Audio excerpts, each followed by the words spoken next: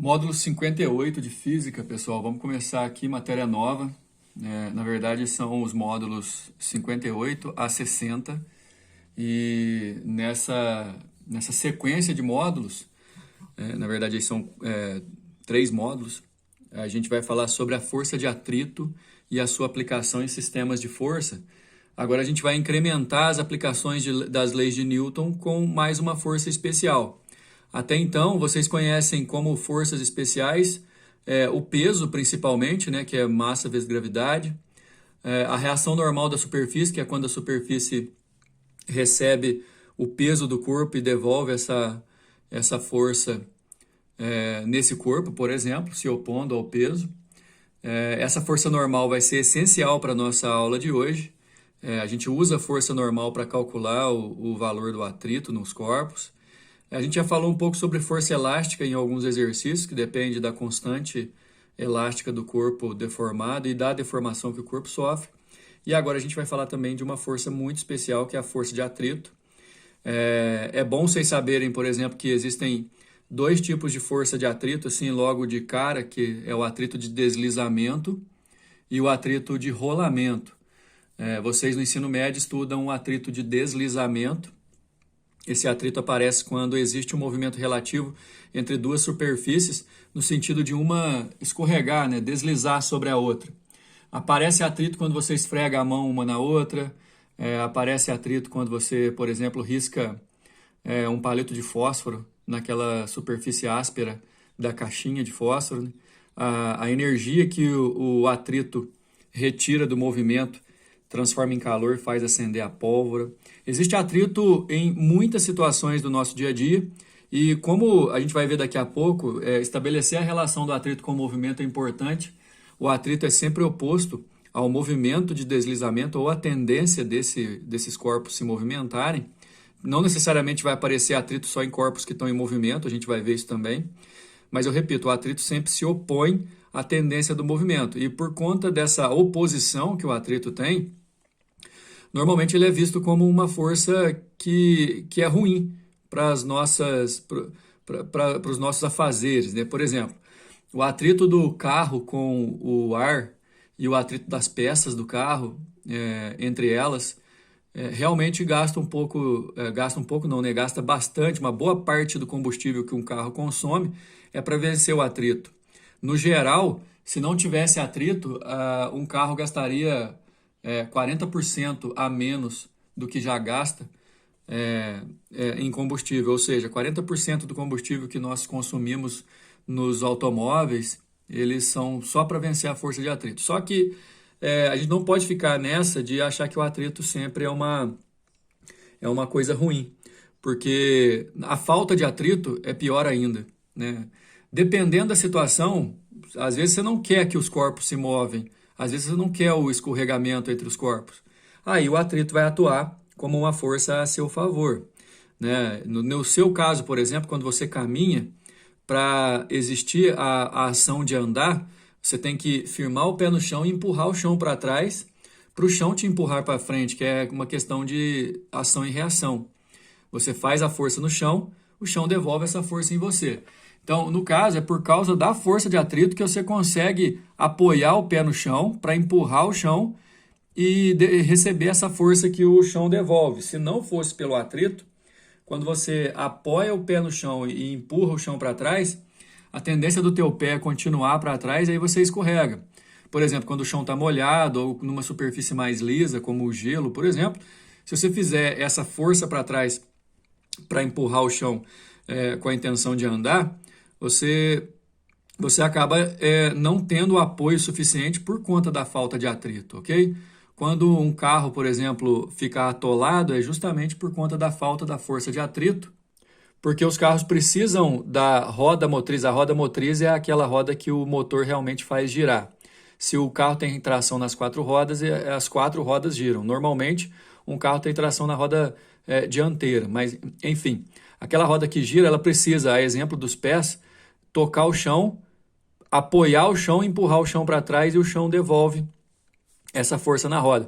Sem atrito, essa roda vai ficar, entre aspas, patinando aqui, e aí, nesse caso, o atrito atua como uma coisa boa.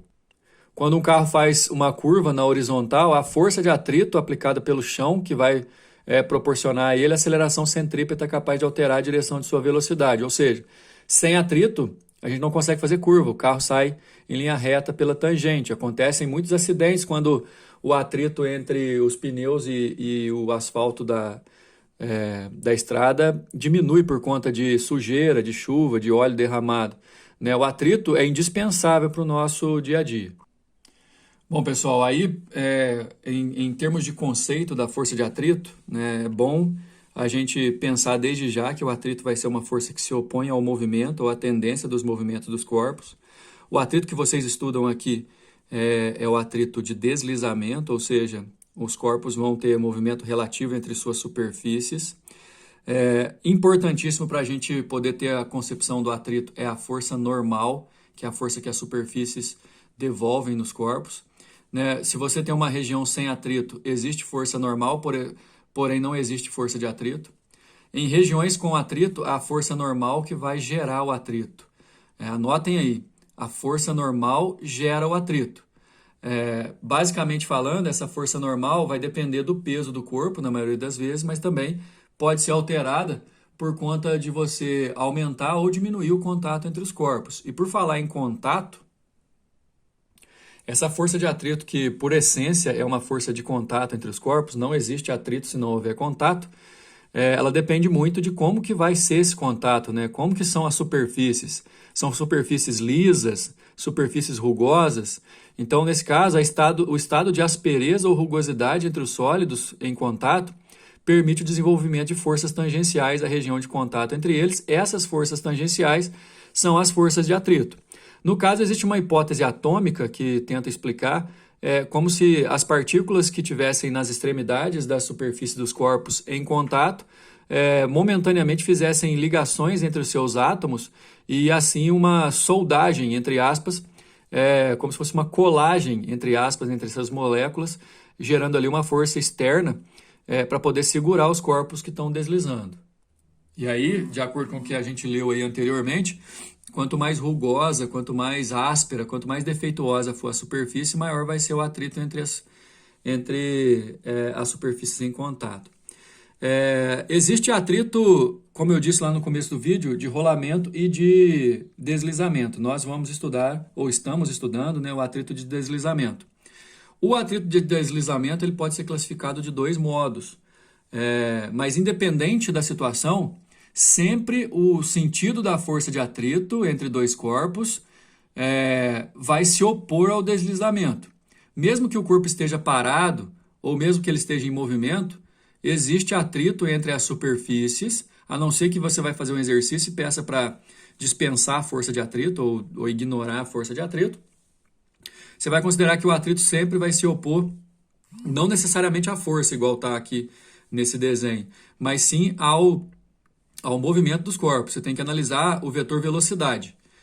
Como aqui nesse desenho a força de atrito está para a esquerda, é certeza que esse corpo está com movimento ou tendência de movimento para a direita. Ok? Força de atrito é sempre oposto ao movimento ou à tendência ao movimento. No caso, existe força de atrito de troca, né? Se a superfície A exerce atrito no B, B exerce atrito na superfície A por ação e reação. Como naquele exemplo do pé que eu falei, que você apoia o pé no chão para empurrar o chão para poder receber essa força de volta, devolvida do chão. O atrito que o chão exerce no teu pé é igual ao atrito que o teu pé exerce no chão. Nós precisamos fazer uma diferenciação entre o atrito presente em algumas situações específicas, que é no caso quando o atrito atua em corpos parados ou o atrito atua em corpos que estão em movimento. A questão, pessoal, é que o atrito que atua em um corpo parado, ou seja, evitando que aquele corpo se movimente, é o que a gente chama de atrito estático. Então, atrito estático é o tipo de atrito que aparece quando não houver movimento relativo entre os corpos, mas existe a tendência de se movimentar. Nessa situação, por exemplo, imagina que esse corpo está sendo empurrado e mesmo assim ele não sai do lugar. Imagina que você tenha que empurrar um guarda-roupa, por exemplo, bem pesado, e não importa a força que você faça, o guarda-roupa não sai do lugar. Isso é porque a força de atrito estático atua naquela situação. A força de atrito estático faz uma força resultante ser zero, por isso que o corpo vai ficar parado, de acordo com a primeira lei de Newton, a tendência desse corpo é sempre parar. E o detalhe, toda vez a força de atrito, ela não, quando ela é estática, quando o corpo está parado, ela não vai ter um valor só. Ela vai depender muito da força que é feita. Então, por exemplo, se você faz uma força de 10 newtons e o corpo fica parado, o atrito te devolve 10. Se você faz uma força de 20 newtons e continua parado, o atrito te devolve 20. Se você faz uma força de 100 newtons e fica parado, o atrito te devolve 100. Ou seja, o atrito estático é um atrito que, além de atuar num corpo parado, é um atrito que a gente fala que é de devolução. Obviamente, existe um valor máximo e esse valor máximo a gente vai chamar de atrito de destaque. Você calcula o valor máximo do atrito estático, que a gente vai chamar de atrito de destaque, para você ter uma referência. Por exemplo, se você calcular aí a força der um valor máximo de destaque de 40 newtons, significa que enquanto você não fizer uma força de mais que 40, o corpo vai ficar parado. E até chegar no 40, o atrito estático só iguala a força que você está fazendo. Para calcular o valor dessa força, a força do atrito destaque vai depender da força normal da superfície. Na maioria das vezes, essa força normal de compressão vai ser igual ao peso, com exceção em algumas situações específicas que a gente vai estudar. E também depende essa letrinha grega aqui, pessoal, parece um U. Na verdade, o nome dela é Mi, só que esse Mi é uma letra Mi minúscula. Esse Mi representa uma constante de proporcionalidade que a gente chama de coeficiente de atrito estático. Esse coeficiente de atrito estático depende das superfícies que estão em contato, o quanto as superfícies são ásperas ou lisas, o quanto elas estão lubrificadas, enfim. Por exemplo, quando uma pista de asfalto está seca, ou quando a mesma pista está molhada, o coeficiente de atrito é diferente, porque a água diminui o contato entre os corpos e aí o coeficiente de atrito vai diminuindo então a força de atrito. Mas enfim, para você calcular a força de atrito, guarda essa relação aqui, ó. Você vai multiplicar a força normal pelo coeficiente. A gente está vendo um Ezinho aqui, ó. Significa que esse coeficiente é um atrito estático e, portanto, você vai usar isso aqui para calcular a força de atrito num corpo que está parado. A ideia é que você faça a mesma fórmula para calcular o atrito no corpo em movimento, porém o coeficiente vai mudar. Em relação à força normal, pessoal, o caso mais comum é esse aqui, ó, o primeiro, que inclusive eu coloquei em destaque. A força normal em superfícies planas, quando o corpo está livre, vai ser igual ao peso. Então, naquela fórmula que você calcula a força de atrito multiplicando o coeficiente pela força normal, na grande maioria das vezes você vai poder usar o peso no lugar da força normal. Quando o corpo recebe uma força que tem componente vertical, a força normal pode aumentar ou a força normal pode diminuir. Nesse caso aqui, por exemplo, o corpo puxado para a direita e para cima ao mesmo tempo, ele vai perder contato, a normal diminui. No plano inclinado, que a gente vai estudar futuramente, a força normal ela não vai ser igual ao peso porque ela tem que ser perpendicular aqui à superfície. Bom, e para a gente poder partir para os exercícios, como existem atritos nos corpos que estão parados, também existem atritos nos corpos que estão em movimento. O atrito dinâmico ou atrito cinético, tem outro nome, viu? Atrito dinâmico ou atrito cinético é o atrito que atua no corpo que está em movimento. Esse atrito dinâmico, naturalmente, é menor do que o coeficiente de atrito estático por conta da inércia dos corpos que estão em movimento e a tendência dele é continuar em movimento. O jeito de calcular é exatamente o mesmo que você usa para calcular o atrito destaque, né? Cuidado para esse D aqui não te confundir com o destaque. O atrito dinâmico ou atrito cinético, que aí a gente usa esse Dzinho aqui, o coeficiente vezes a força normal, o jeito de calcular é o mesmo, só que esse atrito atua se opondo ao movimento, o corpo já está em movimento. O atrito estático, como eu disse, vai ser naturalmente maior do que o atrito dinâmico, certo? Se a força que a gente está fazendo para empurrar o corpo for maior que o atrito destaque, o corpo vai entrar em movimento e aí automaticamente, instantaneamente, o atrito destaque some e passa a ser atrito dinâmico, né? Se a força que eu continuei fazendo é maior que o atrito dinâmico, o corpo acelera. Se a força for menor do que o atrito dinâmico, o corpo vai fazer movimento retardado. As questões que a gente vai resolver, pessoal, vão envolver exatamente esses detalhes. Vamos para o exercício. Número 1. Em dias de chuva ocorrem muitos acidentes no trânsito e uma das causas é a aquaplanagem, ou seja, a perda de contato do veículo com o solo pela existência de uma camada de água entre o pneu e o solo, deixando o veículo incontrolável. Na verdade, para você controlar o veículo, para poder virar e tal, você precisa do atrito. Na aquaplanagem, a água diminui o contato dos pneus com o solo, e aí você diminui o atrito. Nessa situação, a perda do controle do carro está relacionada à redução de qual força? No caso, redução da força de atrito. Letra A.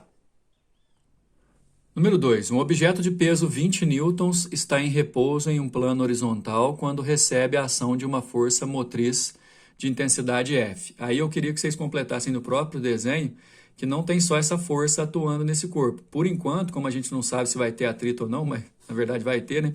Gostaria que vocês completassem aqui, ó, com a força peso, que é para baixo.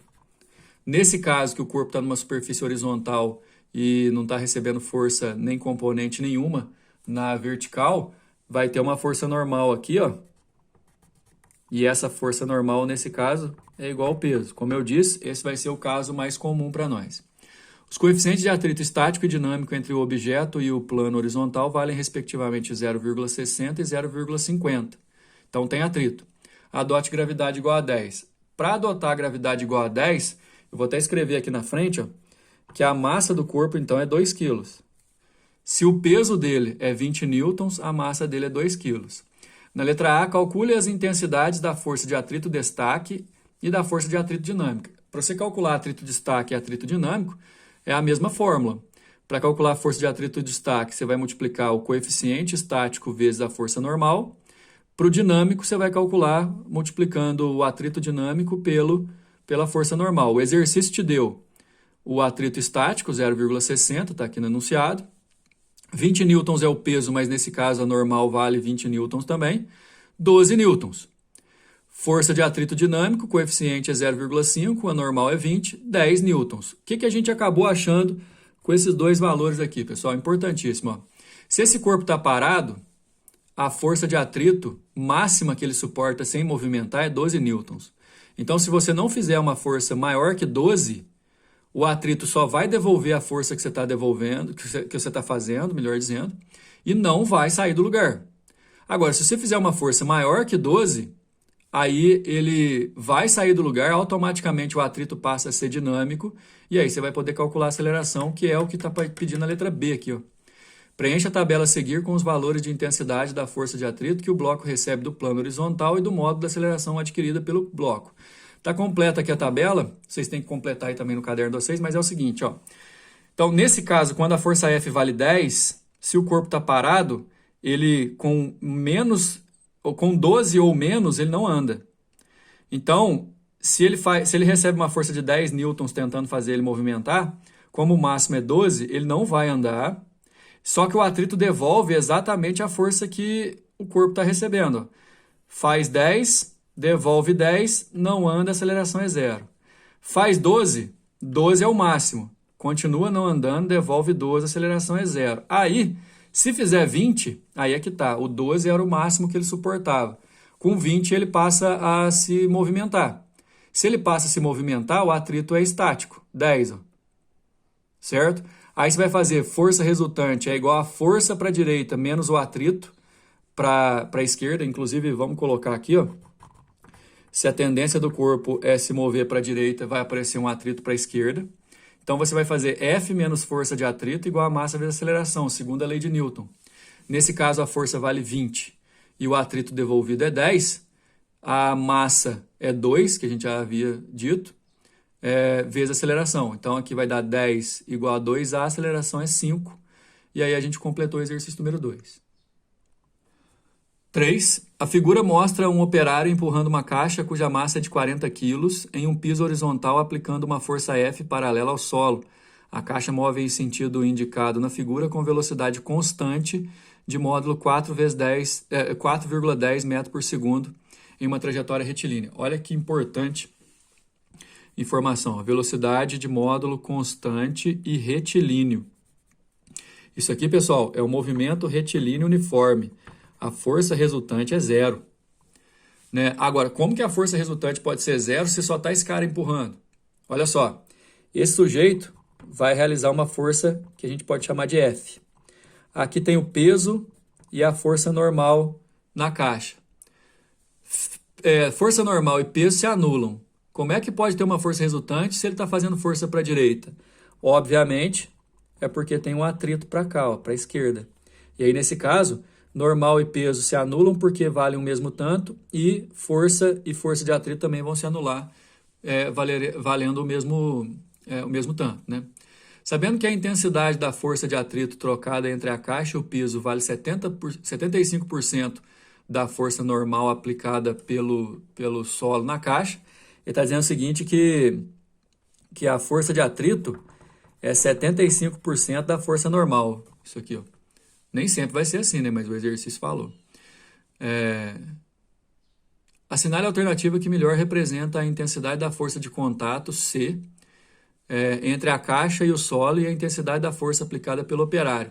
No caso, ó, a força de contato entre os dois é a própria força de atrito e elas têm que ser de mesma intensidade, viu, pessoal? Vamos tentar achar aqui. Não, na verdade, aí vai ser a resultante, né? Porque ele quer a força de contato entre a superfície e o bloco são duas, o atrito e a normal. Aí a gente vai ter que fazer a resultante entre elas. Ok? Dá uma olhada. Como eu já tinha avisado, para ter uma velocidade constante retilínea, a força que ele faz tem que ser igual à força de atrito. E aí a força normal é igual ao peso. Lembra que a caixa tem 40 quilos, então o peso dela é 400 newtons, porque vezes 10 de gravidade. Se o peso é 400 e a força normal é igual ao peso, a força normal também vai ser 400. Só que a força de atrito é 75% disso. 75% de 400 é 300. Ou seja, a força de atrito, que tem que ser igual à força F, vai valer 300. Aí você vai ter na caixinha duas forças que o chão faz. A normal para cima e para a esquerda, horizontal, o atrito. Aí ficaria assim, ó, deixa eu colocar uma coisa aqui. Força normal para cima, o atrito para a direita. E aí o exercício que é, ó, essa força aqui, ó, resultante, que ele chamou de C. Essa resultante a gente pode achar por teorema de Pitágoras, porque aqui é 90 graus. Só que você tem 400 da força normal e 300 da força de atrito, vai dar 500 a força C de contato entre o corpo e a superfície, que é a resultante entre normal e atrito. A força F vale 300 e a força C vale 500, a nossa resposta é a letra A. Ó. Número 4. Acidentes de trânsito causam milhares de mortes todos os anos nas estradas do país. Pneus desgastados, carecas, freios péssimos, tá. Aqui está falando do sistema ABS de freio, pessoal, que é quando quer dizer, existe uma diferença, assim, quando o carro não tem ABS, você pisa no freio bruscamente, a roda trava e aí você perde o controle. Quando o ABS existe, ele é acionado na hora que você pisa no freio, você consegue controlar porque o atrito é estático. O valor máximo é sempre maior que a força de atrito cinético. O coeficiente de atrito estático entre os pneus e a pista, 0,80, enquanto o cinético, 0,60. Sendo G a gravidade 10 e a massa do carro 1.200 kg, o módulo da força de atrito estático máxima e da força de atrito cinético são, respectivamente. Exercício clássico no qual você vai calcular os dois atritos. É o mesmo jeito de calcular, né? Atrito estático e atrito cinético, você vai fazer o coeficiente vezes a força normal. Só que nesses casos, a força normal vai valer igual ao peso. E aí, pessoal, essa parte aqui, ó, que substituiu a força normal, é massa vezes gravidade. Massa do carro, 1.200 kg, vezes 10 da gravidade. 0,8 do coeficiente de atrito estático. 12.000 vezes 0,8 dá 9.600, que é 9,6 vezes 10 ao cubo. No atrito cinético, o peso, a normal, são as mesmas coisas. Atrito cinético, o coeficiente, o exercício deu. 12.000 vezes 0,6 dá 7.200, 7,2 vezes 10 ao cubo, a resposta é letra D. Repara que Isso aqui é o natural de acontecer. O atrito estático é sempre maior que o cinético. Número 5. Uma pessoa necessita da força de atrito em seus pés para se deslocar sobre uma superfície. Logo, uma pessoa que sobe uma rampa em linha reta com movimento acelerado será auxiliada pela força de atrito exercida pelo chão em seus pés. Em relação ao movimento dessa pessoa, quais são a direção e o sentido da força de atrito mencionada no texto? Cuidado para não cair em pegadinha, pelo seguinte, porque se você levar em consideração que a força de atrito é oposta ao movimento e considerar que esse sujeito está subindo, você pode até pensar que a força de atrito vai ser para baixo, mas é assim, esse sujeito para subir aqui no pé dele, ele tem que apoiar o pé e empurrar o chão para trás. E o chão devolve essa força de atrito nele para frente. Ou seja, no caso do atleta, a força de atrito que o chão exerce é paralela ao plano e no mesmo sentido do movimento do atleta. O atleta está subindo. Agora, imagina, o professor falou que a força de atrito é contra o movimento. Como é que pode acontecer isso? É contra o movimento, sim, o movimento do pé apoiando o chão e empurrando o chão para trás. Se não tiver atrito, apoia o pé no chão e empurra o chão para trás, escorrega e não consegue o apoio para poder se impulsionar para frente. A resposta aqui, ó, é letra C. Beleza? Esse módulo aqui termina. Valeu!